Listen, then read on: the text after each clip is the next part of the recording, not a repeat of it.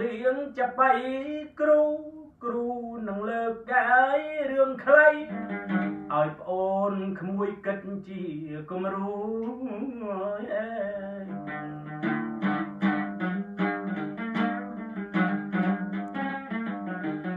រឿងនេះនិទាន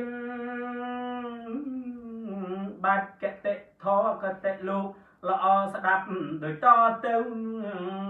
អើយដូចតទៅ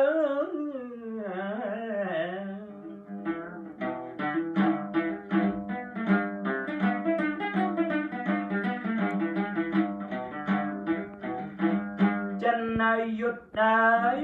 កូនតោមានន័យថាកូននៃសត្វតោវារត់វមកសួរឪព្រោះឃើញឪតោនឹងវារត់ពេញផ្លូវល្បិតខ្លាចឆ្កែឈួតមកក្បាល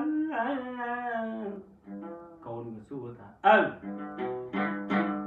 ឯងជាស្ដេចសត្វប្រពៃមកដេចក្តីមិនប្រការនៃក៏រត់យ៉ាងរហ័សខ្លាចឆ្កែឈួតមួយក្បាលទៅវិញម្ដេចឪមិនខំវាឲ្យវាខ្សិនខ្សៃទើបផុតទូមនិញចុះម្ដេចរត់គេចឆ្កែឈួតទៅវិញ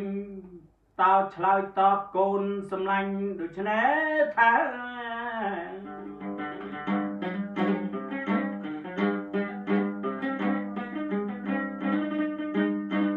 កូនណែអើយមិនមែនឪខ្លាចទេ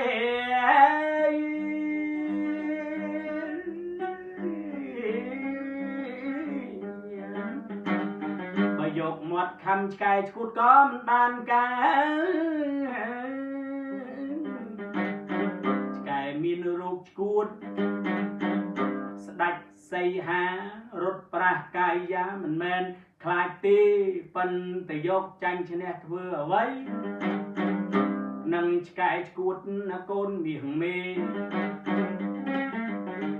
រត់គេចពីវាដែលវាធំជាងនោះគឺបើវាឆ្លងរោគមកយើងខំវាឬវាខំយើងស្រាប់វាឆ្លងមិនកើងឆ្លងរោគគេវា